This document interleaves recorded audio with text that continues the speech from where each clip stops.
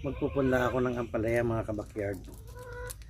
HCC71, ito yung magandang klase ng ampalaya. Dati-rati kapag ka nagpupunla ako, usually binababad ko ito sa tubig magdamag. Pero since na sigurado ako dito sa seeds, so ipupunla ko ito direct sa aking pagpupunlahan. Yan. Direct lang mga kaibigan. Isa sa paborito kong gulay ang ampalaya. Kaya dito sa aking backyard, hindi ako nawawala ng ampalaya. Mahilig ako sa ampalaya.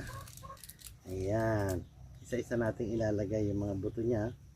Patutubuin natin to para may makain ulit akong ampalaya. Libre. At galing sa sariling sikap at tiga. O, diba mga kabakyard? Ayan, pagkatapos kung mailagay ang mga seeds, kailangan sprayan natin ng tubig para ma-maintain ang moisture ng lupa. Para mas madali siyang tumubo at sigurado tutubo siya 100%.